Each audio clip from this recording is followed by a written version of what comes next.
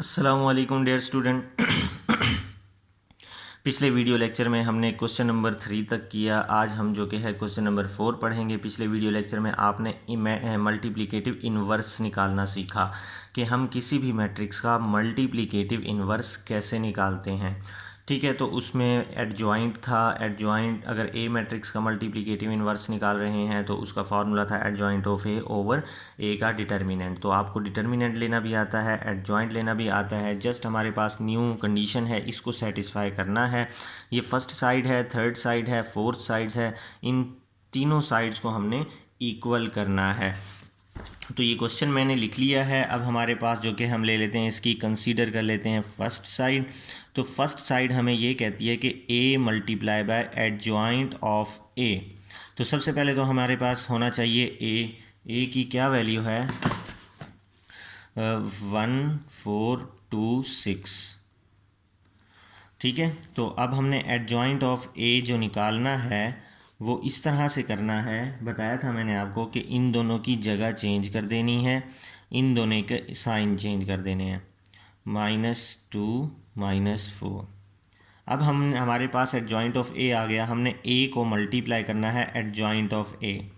तो अब हमारे पास जो कि है, पहले हमने ए की वैल्यू पुट करनी है 1426 मल्टीप्लाई बाय एडजॉइंट ऑफ ए की वैल्यू है 6 -4 -2 और 1।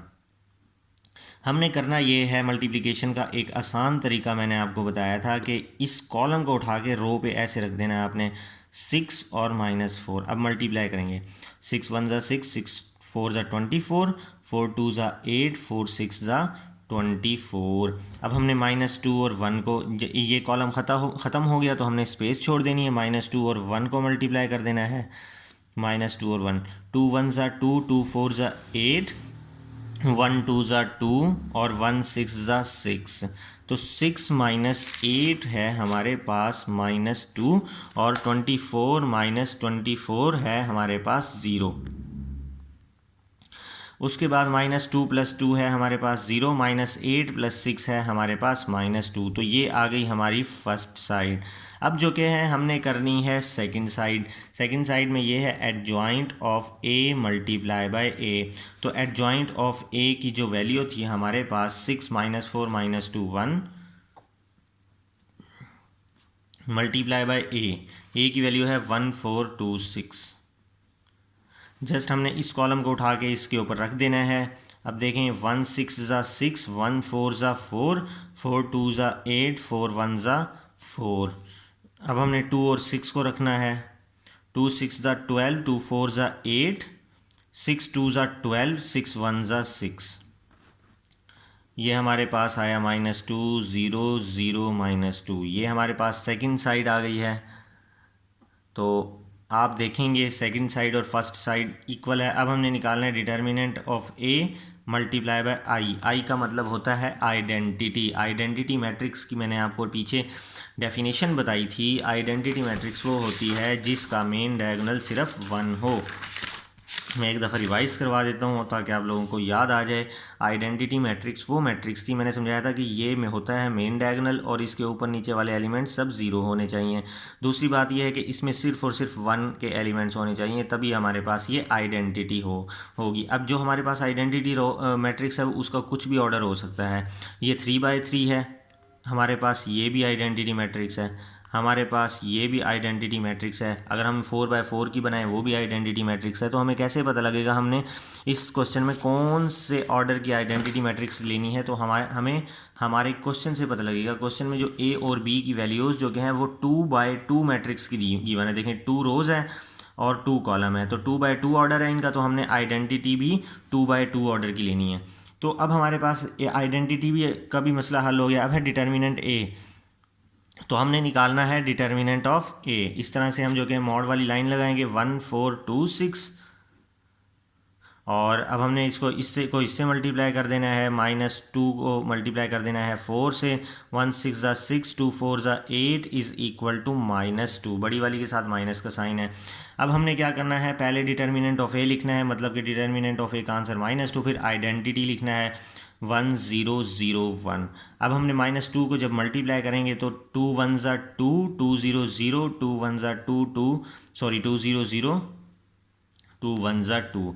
तो ये हमारे पास जो कि है थर्ड साइड आई, इसी के साथ हमारी फर्स्ट सेकंड और थर्ड तीनों की तीनों आपस में इक्वल हो गई, जिसकी वजह से हमारा जो कि है क्वेश्चन ठीक हो गया है।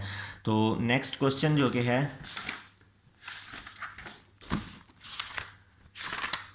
नेक्स्ट क्वेश्चन, इसका जो नेक्स्ट पार्ट है वो है B multiply by B inverse is equal to identity. और B inverse multiply by B is equal to identity, हमने पहले बी को मल्टीप्लाई करना है उसके इनवर्स से, बी को मल्टीप्लाई करना है इनवर्स से। यहाँ पे मैंने आपको मल्टीप्लिकेटिव इनवर्स लगाने का निकालने का तरीका समझाया था। तो अब हमने यहाँ पे उसको ऐसे ही करना है कि बी को जो कि है मल्टीप्लाई करना है बी इनवर्स से। तो ये मैं आपको समझा देता हूँ रजिस्टर पे से कि बी को सबसे पहले बी इनवर्स से मल्टीप्लाई करना है। बी इनवर्स हमारे पास क्वेश्चन में गिवन है, ठीक है। तो अब हमारे पास क्या नहीं है, बी इनवर्स नहीं है। तो बी इनवर्स को निकालने का जो फार्मूला बना है वो बना है adjoint of B over B का डिटर्मिनेंट। तो एडजॉइंट ऑफ बी निकाल लेंगे हम, दो वैल्यूज़ के, ये हमारे पास बी है, इन दोनों की जगह चेंज कर देंगे, -2 ऊपर 3 नीचे, ये -2 और 3, और इन दोनों के साइन, ये +1 बन जाएगा और ये -2 बन जाएगा, ये +1 और -2, ये बन गया एडजॉइंट ऑफ बी। अब हमने निकालना है बी का डिटर्मिनेंट। तो इसी वैल्यू को जो कि हम मॉड फंक्शन में लिखेंगे। तो मॉड फंक्शन में लिखा, इसको इससे मल्टीप्लाई करना है, इसको इससे मल्टीप्लाई करना है, माइनस माइनस प्लस, -6 + 2 = -4। अब हमारे पास बी इनवर्स भी है और बी की वैल्यू भी है। अब हमने जस्ट इनको मल्टीप्लाई करना है। पहले तो बी इनवर्स का फार्मूला लिखेंगे, adjoint B of B over B का डिटर्मिनेंट। तो एडजॉइंट ऑफ बी की वैल्यू पुट की, बी के डिटर्मिनेंट की नीचे वैल्यू पुट कर दी हमने। इसको जस्ट यहीं पे छोड़ देना है, आगे अभी इसको डिवाइड नहीं करना। अगर आप अभी डिवाइड करेंगे सॉल्व तो तब भी हो जाएगा, लेकिन तब ज़रा मुश्किल होगा। यहाँ से हम आसान होगा, इस तरीके से अगर करेंगे तो हम आसान होगा। तो अब हमने मल्टीप्लाई करना है बी को बी इनवर्स से, पहले बी की वैल्यू लिख लेनी है, बी इनवर्स की बाद में वैल्यू लिख लेनी है, ये डिवाइड वाली वैल्यू के साथ। अब हमने मल्टीप्लाई करना है, पहले हम इसको रखेंगे, इसके ऊपर -2 मल्टीप्लाई बाय -2, इस वाले को यहाँ और इस वाले को यहाँ। 2 3 ज़ा 6, 2 2 ज़ा 4, 2 1 ज़ा 2, 2 2 ज़ा 4, माइनस माइनस प्लस हो जाएंगे ये। अब हमने 1 और 3 जब रखेंगे, 1 आप लोगों ने ये पेंसिल से लिखने, 1 और 3, 1 3 ज़ा 3, 1 2 ज़ा 2, ठीक है। और यहाँ पे 3 है, 3 1 ज़ा 3, 3 2 ज़ा 6, ठीक है। अब -6 + 2 -4, इनको प्लस माइनस कर लेंगे, ये बचेगा। -4 को दोनों से अलग-अलग, चारों से अलग-अलग डिवाइड करवाएंगे। -4 को जब इससे करवाएंगे तो 4 से कैंसिल, माइनस भी कैंसिल हो जाएगा, 1 आ जाएगा। इसको जब 0 से डिवाइड करवाएंगे तो 0 आएगा, 0 के साथ कोई भी साइन नहीं होता।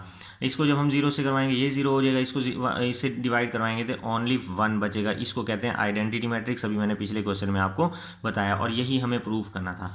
तो जो लास्ट हैंड साइड है, लेफ्ट हैंड साइड, तो हमने प्रूव कर ली है।